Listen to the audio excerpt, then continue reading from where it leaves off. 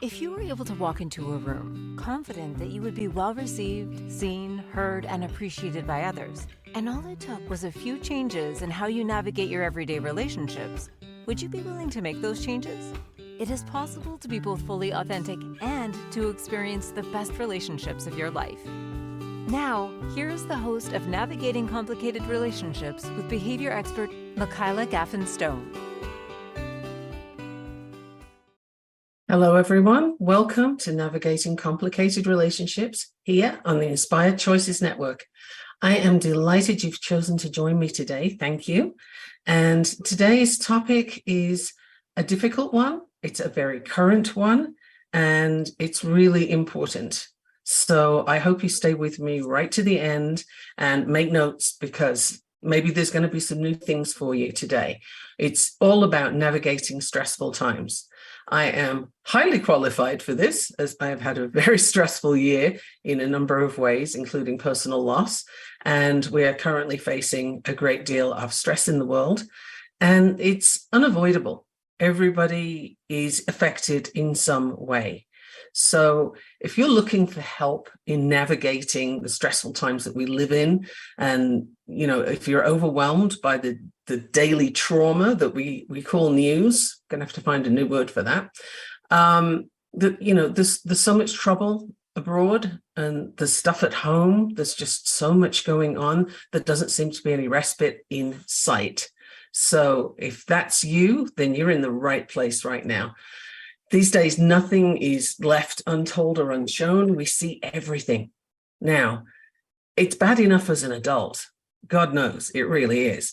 But can you imagine what this is doing to your child, or any child that you have contact with? If you know that they're getting the news thrown at them because the parents are glued to the TV set or something, then we have work to do today. There's some stuff to discuss, because that is not okay. That is going to traumatize the child. So how can we shield those kids from the worst of the awful things that are happening? Some will inevitably get through, yes, and they'll have questions, and they might be showing stress and anxiety already in their behaviors. So this is the episode for you. If you're trying to juggle life, work, kids, not having kids, school, all the global trauma that we have right now flooding our consciousness every freaking day, then this is for you. We're looking for some tools. We're looking for some, what does it look like? How to recognize it in your friends, and what to do, what to say, what not to say. There's so much going on. We can have overwhelm and even emotional paralysis from the current situations. And this is just, we need to avoid going there. If you're already on the way, I have something for you too, for the overwhelm. So let's get into it. Once again, I'm Michaela Gaffen. I'm a board certified behavior analyst. I'm also a person who's really up to here in the thick of life right now. And I have a lot going on. I bet you do too. So let's look at mental health right from the get-go. If you're suffering, if you're feeling the stress and the strain of the news that's going on, of people giving you their negative opinions, and my goodness, there are a lot of people willing to contribute that at the moment, then, you could be facing mental exhaustion. You could be in mental exhaustion. Now, what does that look like? Let's have a few sort of signs and symptoms of that, so that you can tell where you are on the scale, or where your friend is, your colleague. So mental exhaustion shows up with a lack of interest in normal activities. Do you know someone who's saying, yeah, no, I don't think I'll do that after all? And normally they would be on the go for whatever the activity is, or, they would be showing up after work, or, during school hours, whatever it is. Are they doing something different? That's the key. Are they no longer interested in something that would normally be really cool for them? Think about that. Make yourself some notes, because this is for you. This is for your friends, your colleagues, your parents, your kids, everybody that you know. Is any bell ringing at any point during today's conversation? Because it's important. Okay. Another thing is lack of motivation at home or at work.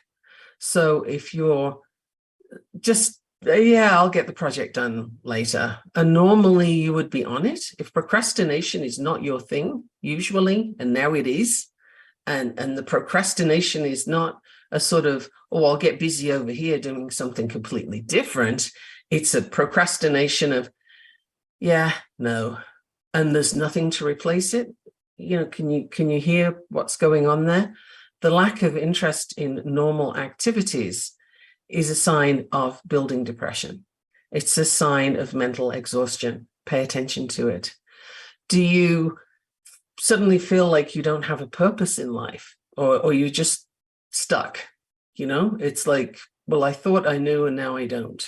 Is that something that's coming up for you, or something you feel like you're just languishing, stuck in a corner somewhere? If that's coming up for you, then that too is a sign of mental exhaustion, which leads to depression and anxiety. So pay attention, make your notes on this. Moodiness and irritability. How short is your fuse? How quick are you to blow up at things? Now, an example for this was yesterday. Somebody got into an argument with me over something that I'm feeling and I expressed, and they're telling me that I'm wrong. And I went for it. I went for the argument. I was in it. And normally I wouldn't do that.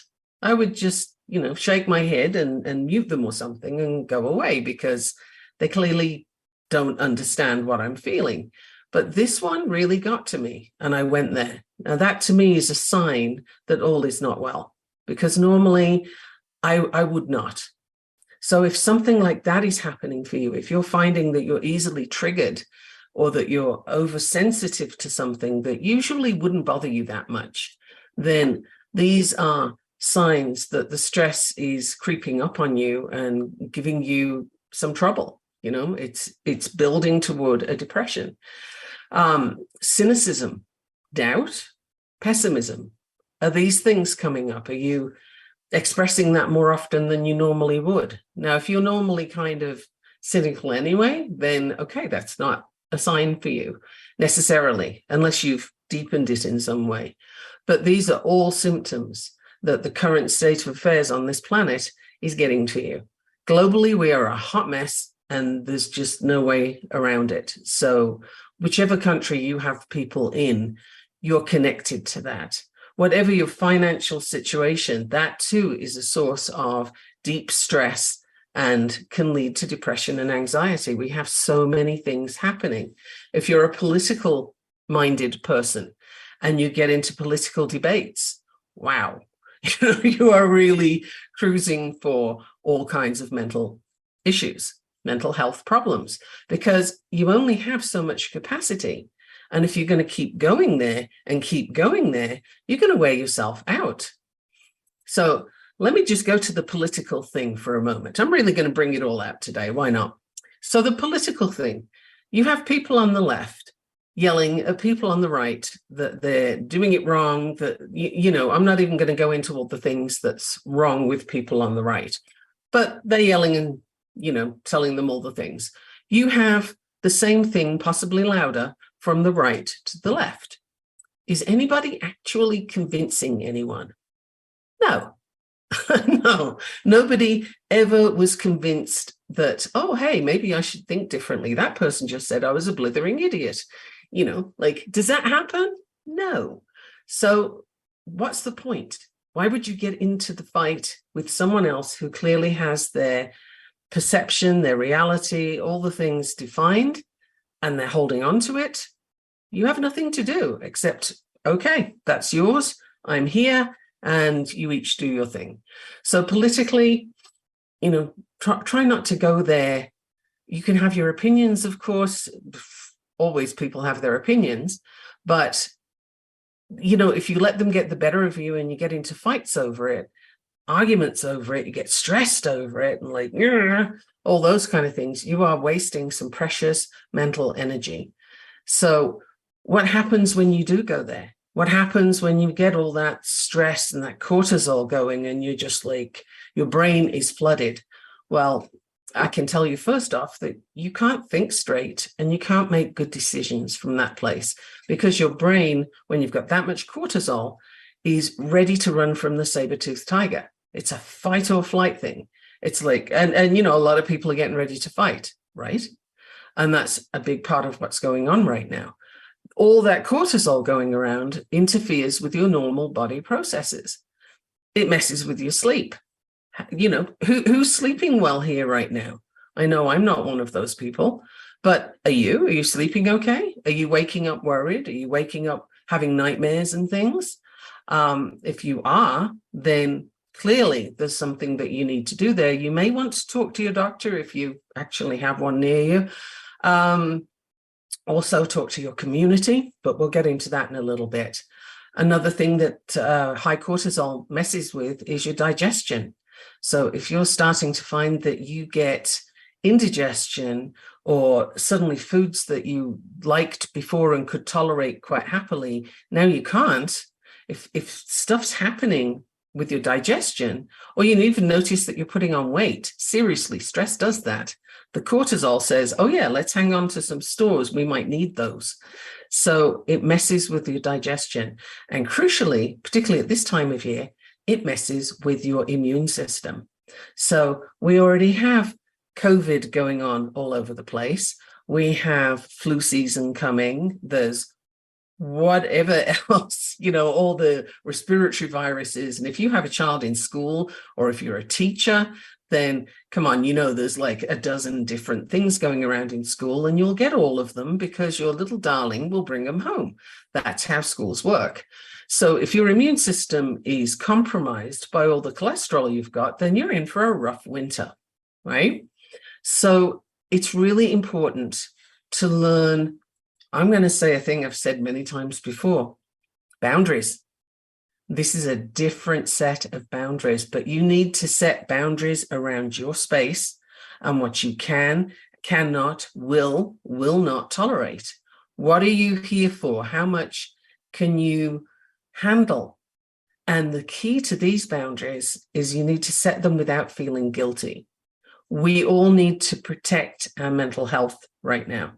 We need to, it's fragile. There's so much of an assault going on globally, nationally, locally, like wherever you are, there is stuff happening, right? Financially, jobs, not jobs. And if you're a coach, okay, if you're a coach, you already know all of these things because you're already in there, right? This is not an easy time to be a coach. We all sort of smile and you know, do the smile and wave on the TV and the computer and so on, but is it really that cool and easy? You know it isn't. So boundaries are there to keep the gatekeepers out, the people who tell you that what you're feeling is wrong, or what about these other people or this other situation. The thing is, there are a lot of false equivalencies out there, and other people having issues does not negate or lessen or in any way mitigate your issues, your problems, and the stuff that you're dealing with. And when somebody says that to you, it feels like you're not being seen, you're not being heard, and you might feel targeted, and you might be right. So all of these things are really important. We need to talk about boundaries, how to set them so that you don't let people into your space, people that are not able to hold space for you. They're not willing to just let you have your experience and be there as a support. That's basically what we need at the moment. So I hope you've been making some notes. I'm going to give you lots more information after a break that's coming up. We're going to look at some strategies to minimize the input of the stress that's around us on us as adults, and crucially on our children. It is absolutely crucial that we don't flatten them with all the stuff that's going on right now. So come back to Navigating Complicated Relationships in just a minute. In fact, don't go anywhere. Just, grab your coffee, make some notes, hang in there. We'll be back in a minute. Thank you. What if your relationships could be a source of delight instead of a source of struggle?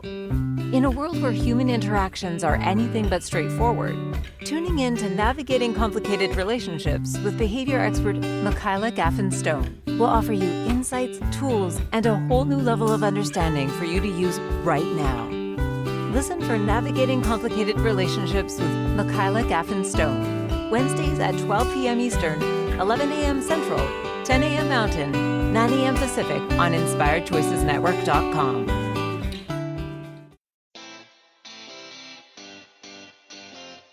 Are you a subject matter expert?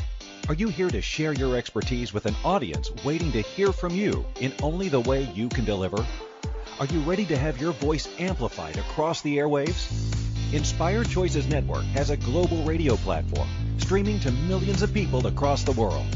Professionally produced and supported by an accomplished team every step of the way, you can broadcast from anywhere in the world, knowing your voice matters, and we ensure it is delivered with ease and efficiency. Eager to hear your message, the world awaits. Contact us today to become an Inspired Choices Network radio host. Email become a host at inspiredchoicesnetwork.com. This is Navigating Complicated Relationships with Michaela Gaffen. To participate in the program, join the live studio audience in our chat room at inspiredchoicesnetwork.com. You can also send an email to mickey@gaffenstone.com. Now back to the program. Welcome back, everyone. Here I am, Michaela Gaffen, and the person with the voice does a beautiful job of saying my name. That's so cute. We are back with Navigating Complicated Relationships, and today we're dealing with the stressful events of the world and how to handle those. So I am, as I mentioned in the first section of this podcast, I am up to my neck in all kinds of stresses and strains of life today, and I'm sure many of you listening are as well. So, I'm here with you in this. I understand, and I'm feeling it with you. So let's have a look at the different ways to deal with the global trauma that's going on that can bring overwhelm, emotional paralysis, and lead to signs of impending depression or emotional stress. And those can be finding yourself easily triggered, finding yourself bothered by things that wouldn't normally bother you, or something that you're not sleeping well, you're not eating well, or you're eating but you're gaining weight with food that you wouldn't normally gain weight with. All of these are signs that your cortisol is up, your stress levels are up, and that will take a toll if we leave it that way. So let's have a look at the boundary setting that you can keep and how to best navigate the times that we're in right now. So first of all, given the recent events, many people are really doom scrolling. You're on Facebook, or not really LinkedIn, but Facebook, other social media, scrolling away, looking at all the images and people's opinions and true stories. And you see all of these and constantly updating. And the reason we do that is, in many cases, it's to feel a sense of control. Like, I'm on top of this, I can handle this, I know what's happening. But what happens when you constantly update like that is your brain is just getting all of this trauma all of the time, and you're taking it in. Your brain does not understand the difference between trauma over there and trauma right here. You are in it. Your brain is in it. Your brain is experiencing it. And there is stuff out there that the human mind cannot deal with. Certainly not on any type of continuous basis. And by continuous, honestly, I mean more than a couple of things to see, and you're already saturated. So constantly scrolling is unhelpful. You weaken yourself, you get tired, you don't have strength for the people who need you. You don't have the strength to do your daily routines. And if you have kids particularly, that's going to cause a lot of knock-on effect, because kids, they might not be, like staring at you all the time, but they are constantly watching and they're constantly learning from you. They are getting the feedback of, is my environment safe? Am I safe? What's happening? How does my parent cope with this? I'll cope with it the same way. So when you are having these huge reactions to a massive global reality, then, sure, it's understandable, but for your child, it's traumatizing plus. It's extra trouble for them because they really, we can't comprehend as adults what's going on right now. Imagine what that does to your child. And they are stressed to a point that you're probably starting to see behavior problems. And if you're not, the school will be. Why? Because they have to do something with the information. It has to go somewhere. So if you can check the news maybe 2 times a day, 3 times a day, something like that, particularly if you happen to have people who are in harm's way, potentially, then yes, you need to check. Of course, you need to keep up with what's going on to some degree, but maximum 3 times a day and very briefly. Other than that, put the materials away, whether it's your phone or on the computer. And if you're watching it on television, actually any of these formats that you're looking at it on, please make sure your child isn't there. Don't have your child watching the news or hearing it. If they're hearing it from another room, it's just as traumatizing. So please be very mindful of this. It's not okay to let your kids see this. This is not the world they need to know about. How safe do you think they feel? How confident are they to go about their day? And what are they making it mean? For young children, it's about them and how they are safe in the world or not. So if you're letting them witness some of the stuff that's going on, or a lot of it, I have actually heard of someone who allows their 5-year-old to watch the news with them. I cannot stress enough how damaging that is. That's not an opinion, that is a fact that's been borne out by scientific investigation. So, kids cannot watch the news. Please don't do that to them. Don't let them hear it. Now, another thing that happens is, particularly for people who have those in harm's way, as I mentioned earlier, you may feel that if you're not watching the news 24/7, that you start to feel guilty because you're not there and there's nothing else you can do. So you should at least be feeling it with them, right?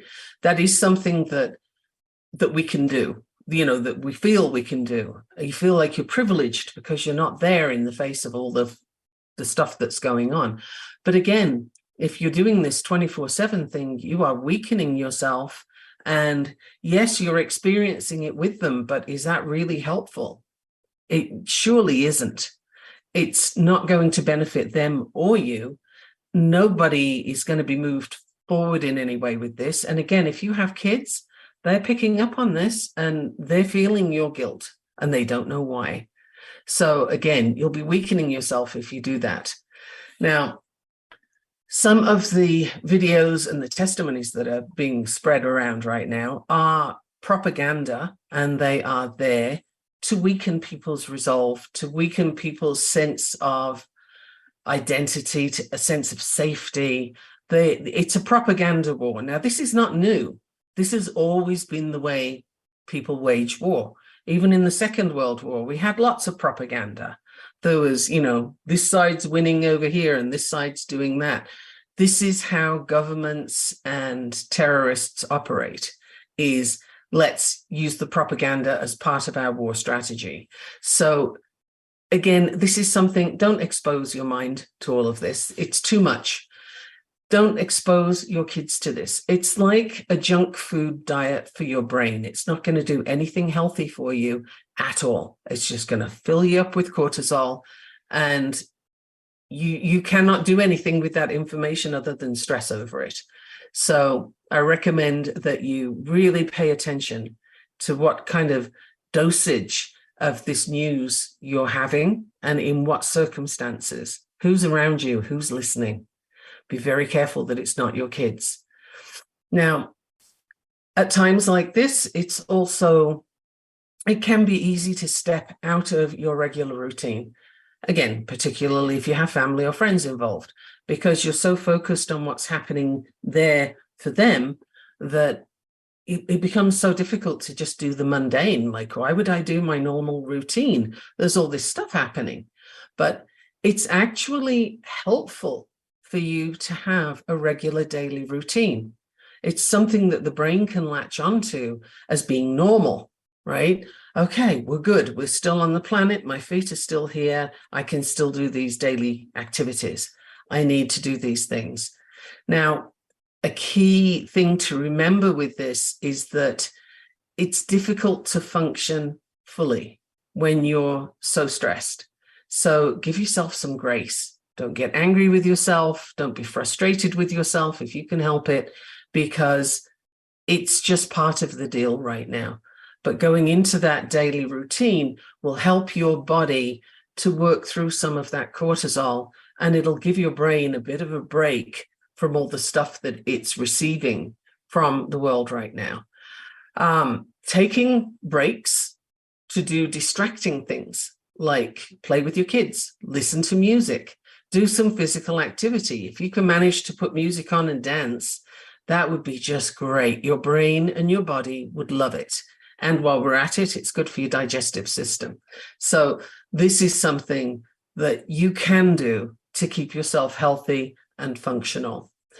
And here's a thought.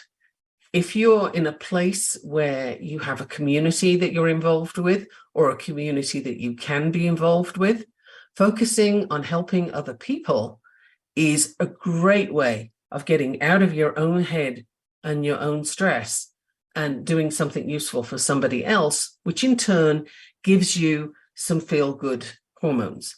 So it's kind of selfish in a way to do something to help other people, but it's selfish in a good way, right? Nobody is harmed by this. Everybody is helped by this. So whatever narrative you have around that, I invite you to look at it again and see how you can meet with your community. What can you do? What do they need? There will be older people who are currently desperate for someone to talk to, someone to listen to. They're afraid. Maybe they've been through this before. Maybe they're Holocaust survivors and they have a lot to say. They've experienced a lot and now it's here again. So this is something that if you can give them your time, maybe do some cooking with them. That's a great activity to do. You know, what does your community need and what can you give them? If time is what you can give them, that is a precious commodity, and it's far better to give it to your community than to give it to the news. Is it not? And it's far more positive. So do that if that's available to you. And if it isn't, maybe there's an online community that you can do. Now, another thing is creating post-trauma. Now, that can be a video or a photo that lasts. It stays with you. You can't get the image out of your head. If this is going on for you, it's something that you need to talk about. Get that experience out there, say it again and again, share it as much as you can, what you've seen, what you've experienced. Even the repetition of this can help you to pass it out, put it somewhere, deal with it, separate it, do something with it. So if you're having this kind of post-trauma where something you've seen is continuing, then talk it out with people who, even if they can't understand the exact experience, are at least sympathetic to the fact that you are. Be very careful with your boundaries and not to let people in who are going to criticize you, because that's not what you need right now. And yet people will do it. It's remarkable. So we'll look at some more strategies after this next break. I can't believe we're here already. My name is Michaela Gaffen Stone, and we are talking about navigating stressful times. It's crucial for you, for your friends, your colleagues, your kids, everybody around you, to navigate what's going on right now as healthily as possible. So don't go away. I will see you in just a minute. What if your relationships could be a source of delight instead of a source of struggle? In a world where human interactions are anything but straightforward, tuning in to Navigating Complicated Relationships with behavior expert Michaela Gaffen Stone will offer you insights, tools, and a whole new level of understanding for you to use right now. Listen for Navigating Complicated Relationships with Michaela Gaffen Stone, Wednesdays at 12 p.m. Eastern, 11 a.m. Central, 10 a.m. Mountain, 9 a.m. Pacific on inspiredchoicesnetwork.com.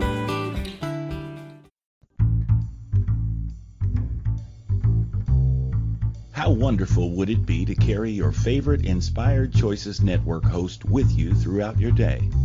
Well, now you can. Inspired Choices Network now has its very own mobile app. Our free app offers live streaming shows, along with thousands of podcasts and TV episodes. Our shows cover a wide variety of topics.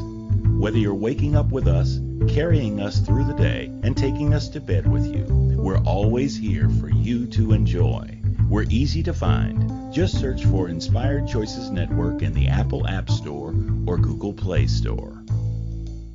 This is Navigating Complicated Relationships with Michaela Gaffen Stone. To participate in the program, join the live studio audience in our chat room at inspiredchoicesnetwork.com. You can also send an email to mickey@gaffenstone.com. Now back to the program. Welcome back to Navigating Complicated Relationships. Right now, we are busy navigating the stressful times that we're living in. And this is such an important episode. I'm very glad you're still here. I am going to go into the workings of the stress in the body, the vasovagal nerve, and what that does with it. So the thing is, you get flooded with cortisol when you're stressed. I've explained that just before the break. And the vagus nerve is the longest bundle of nerves in the body. It goes from the base of your skull to your digestive system. And polyvagal theory, which you've heard me mention before, says that there are 3 states activated by the vagus nerve. So one is a state of calm and connectivity. Another is a state of flight, fight, anger, anxiety. And the third one is shutting down, depression, collapse, and immobilization. So the first thing is to identify which of these states you're in. And you can find coping mechanisms to help you return to the first state I mentioned, which is calm and connected. So there's so much going on right now. The autonomic nervous system is triggered to protect you from a real threat. So the real threat being the saber-toothed tiger that's going to come and eat you. So this whole system can be triggered by what you're thinking, what you're feeling, and what you perceive from the world. All of these things will affect you. It can also be something closer to home, like your relationships with your partner and so on. But spending time looking at what is the biggest thing that's on your scope right now? What's in front of you? What's really bothering you? I'm going to take a guess and say it's the news and it's social media. That's because this has been issues for me. I'm dramatically reducing my time on social media because it can be so toxic. But what is up for you? What are the biggest triggers that you're finding? And you can write down what you're experiencing. This is key to sort of getting an awareness of where you are and how deeply you are in these states. And if you notice, if you can remember what it's like to be calm and connected, for example, and write that down, you'll know what you're aiming to get back to, right? You have an end point in mind. So each of those states that I mentioned, and I can just go through them again in case you didn't get a chance to write them down. I did say them kind of quickly. The first state is where you're calm and feeling connected. So hope you're writing that down. The second state is fight, flight, anger, or anxiety. Can be all of those things. And then the third state is a state of shutting down, depression, collapse, and immobilization. These are all states that we can get to. So if you haven't got those, I will give them to you after the show. So some of the things that you can ask yourself to sort of figure out where you are in those states are, what are your thoughts right now, typically? Where are you going? Are you stuck in a loop somewhere? Write that down. What kind of sensations do you have? Are you feeling hot and flushed? Are you feeling jittery? Are you feeling the stress? Like, does your body get tight inside? Are you sleeping well? You know, what kind of things are coming up? And then this is an interesting question for you, but it does kind of work. What color do you give this state? Where are you in this state? Now, you can't resolve any issues from a dysregulated state. So if you're upset, if you're in the space of freak out, either of the second or third states, really, then it's very difficult for you to do anything positive, comprehensive from there. So you need to get some regulation going. And one of the things that you can do for that, funnily enough, just to start, is dance. Like, put some music on and just move your body. It helps to move the cortisol around in your body. And you're not having to believe anything at this point. You don't have to change your mind. You don't have to think differently. Just move your body. Dance like nobody's looking. They probably aren't. And it doesn't matter if they are, get them to dance too. It's really moving your body will be very helpful. Going for a walk is also good, but maybe dance first and then go for a walk, because you really need to get that cortisol shifting so that it's not flooding your brain all of the time. So the walk, jumping jacks. Jumping jacks can be good if you can handle those. Run in place. If you can do weights, like what is your go-to exercise? And if you don't have a go-to exercise and you just shuddered, then I'm going to say go straight back to the dancing, right? Everybody likes to dance somehow. So just do that. It really doesn't matter. And if you can get lost in the music, even better. Put your favorite song on. And if you want to sing to it, cool, do that. Sing. If you're feeling flushed, like I'm looking a little red right now because, as I've already mentioned, I'm working through this myself, then you might want to have a cold washcloth just under your chin, or wrap something cooling around your neck just to sort of bring everything down a little bit.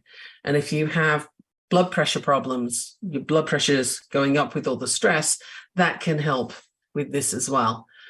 Then are you writing all this down? Tell me you are. So the next thing I'm going to offer you is progressive muscle relaxation. This is where you're going to tense and release different parts of your body. You can start with your toes, scrunch them up really, really tightly, hold for 5 seconds, and then very consciously, very intentionally release. And then you can move up, tense the muscles in your calves, on your butt, on your shoulders, biceps, fist, face, like just work through it and keep tensing, holding for 5 seconds and releasing. Again, it's a way to signal to the body, okay, I got you, we're all right. You might want to do some co-regulation with your partner. If you're able to do this, I really recommend it. And that is hug each other nice and close until you both feel relaxed, until you're both breathing in a better way and you're calm. You're ready to face the next hour or whatever you're going to do. After you've been hugging, or even while you're hugging, depends on you, place your foreheads together and focus on each other's eyes. Now, if you're not going cross-eyed, this works. Otherwise, maybe, close your eyes, but forehead together so that you have that contact. And you can just rest with your head in your partner's lap. Like, it's the contact, it's the calming, it's the co-regulation that we're looking for. So all of these things that I'm mentioning to you are ways to begin to manage the stress and the worries of the global hot mess that we're in with healthier ways. So another thing that I would say is talking it through with someone who will listen without judging and without adding fuel to the fire. So it's a big ask of somebody, particularly these days. And I would say, check in with your own abilities to listen. Are you a good listener, or do you listen to reply? There's a big difference, right? I find that very often we can be talking to someone and they're a little bit antsy, and you can see from their behavior, from the look on their face, there's sort of, sometimes it's a small telltale sign, sometimes it's really obvious, but you can see that they're just itching for you to shut up so that they can reply, right? They have something to say. And when you're in that state, and we all do it from time to time, because it's like, I got to remember this thing. I have to tell you this thing. And you're not hearing the other person. You cannot hear the other person while you're holding on to your reply. You're not digesting what they're telling you, because maybe they're telling you something you haven't heard before. Maybe they're telling you something that's deep and that's important to them, and you can't know it because they haven't said it. So listening to that person, really putting your reply aside and just paying attention to what they're bringing to you, is a huge thing that you can do. And if it's not something you're in the habit of doing, now is a great time to start practicing. Now is a really good time to hone that skill, because it's a life skill. It's good all the time, not just when somebody is struggling. But these days, somebody's always struggling. There are so many things going on since the pandemic hit, maybe even before that, but it seems to be building all the time.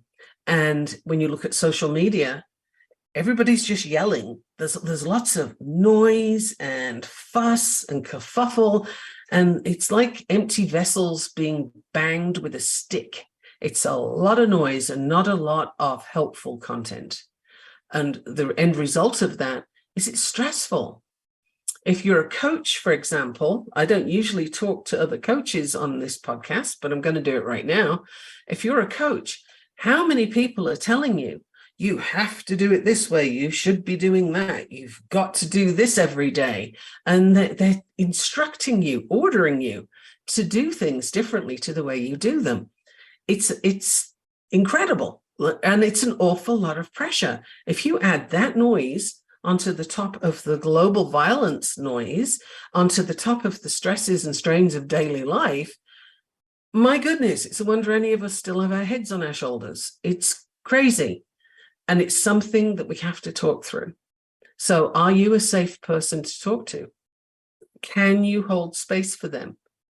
Do you know someone that you can ask to hold space for you? And if you do, will you ask them? Can you choose a time where you can actually sit and talk through things? You know, when somebody is recently bereaved, I have found by experience that one of the things that's helpful is to be able to talk about the person they've lost.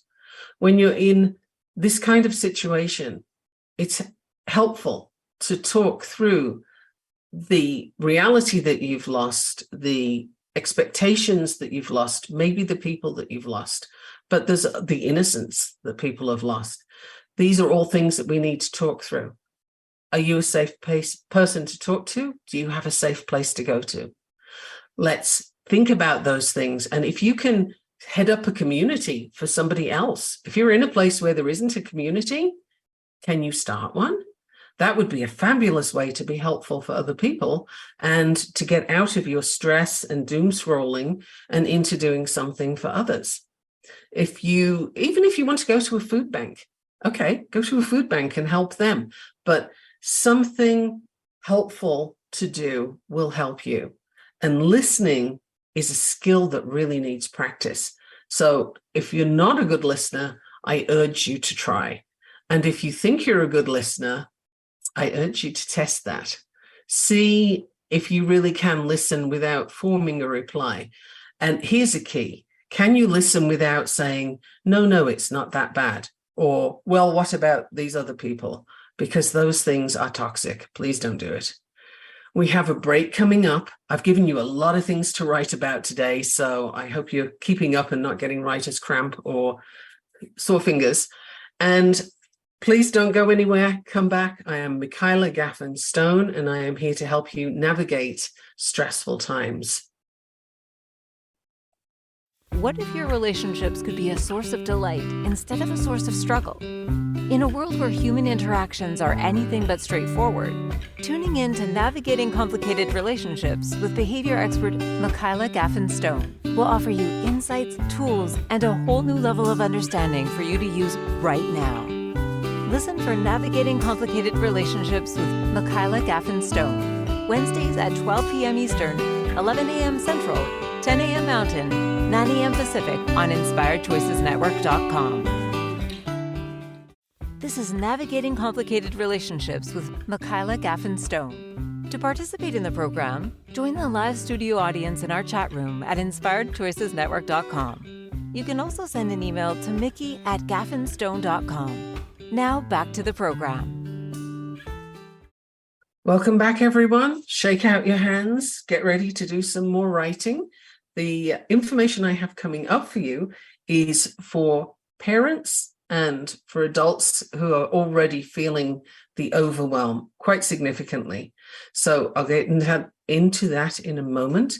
If you do want to find me to have a conversation with me or to come do some coaching with me, then you can find me on Facebook, LinkedIn, or Instagram under the name of Michaela Gaffen, and I will respond. I suggest you send me messages. That's the best way to get to me at the moment. And also you can find my website, www.gaffenstone.com. Have a look around there. There's ways to book calls with me and to have human design readings. There is a special deal on right now. It's coming to a close soon, but right now you can get 2 readings for the price of 1. I'm only doing it for a short space of time. So if you want that, go to my website. Now, as I mentioned before the break, if you are dysregulated, you can't make good decisions from there. You can't help other people as well as you can when you're okay. Your foundation has to be okay. So I have some ideas for you to work with in addition to the ones I've already given you. Visualization exercises, for example, can be helpful if you're into trying it. And for this one, we're going to visualize the worries and then visualize compartmentalizing them, putting them somewhere else, putting them down for a while so that you can pick them up again when you're able to deal with them. Okay. So if you can find yourself a quiet, comfortable place to sit where you're not going to be disturbed or distracted, and set yourself a timer for 5 minutes. As you become more comfortable sitting there and just notice all the things that are going on, just breathe and take some deep breaths. Feel that in your body. Feel the sensations that are coming in. Do the relaxation, the tension and relaxation that I mentioned earlier of scrunching up tight for 5 seconds and then releasing. And all of this as you're breathing deeply.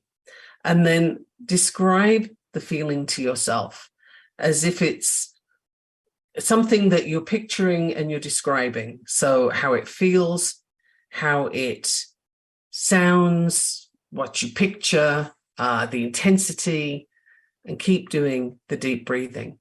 Observe for any new things that come in and just observe that, see it, and put it to one side. You don't need to do anything with that right now. It can come and go. You don't need to act on it. It's important to just not fight anything, not resistance. It's just going to come and go like waves. The wave ebbs, the wave flows. So notice any judgments that you're having about you and about other people, or the worry itself, and then let them go. Keep watching your worry until it changes, until it decreases.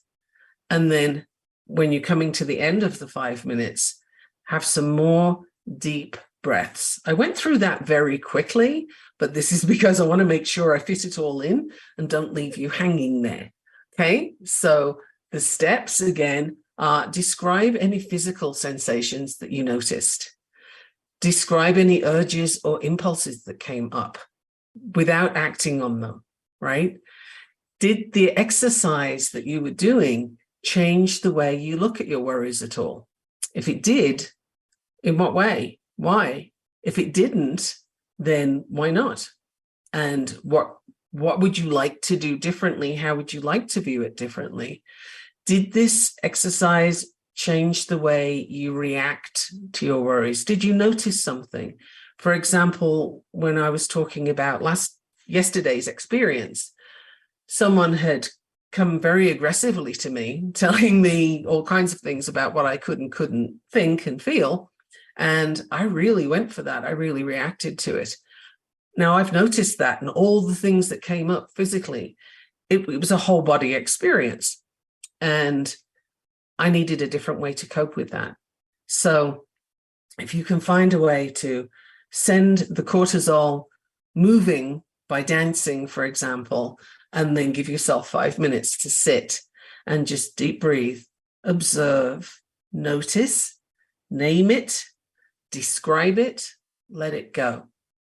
And the key is to let it go. And if you're having judgments about where you are in all of this and what you're doing with it, observe that too, and then let it go, because this is not a time for judgment. Actually, I'm really not into judgment. It doesn't serve a purpose. What serves a purpose is noticing what you're doing, noticing where you are in that and what the effect of it is. Is it helpful for you? Are you in a space that's working? If it isn't, then I invite you to find a way out of it. I've given you a lot of tips today. I hope that some of them will land for you. It'd be fantastic if all of them would land for you. And as a thought here, I am aware that there are some people who are going to have to be talking to children who have someone missing right now. I know someone who has this coming up on Sunday in Sunday school. She's going to have to talk about this to the kids. What I would suggest for this, because boy, that's a tough one to do. What I would suggest is that you let them talk, ask them what their experience of that is or how they feel. Just encourage them to talk more in whatever words you want to use. Listen to them and reflect back what you're seeing from them, how they're feeling. You cannot answer their questions, really. You cannot make it okay. It isn't. But you can have them feel heard and seen. And that is the number one thing that human beings need.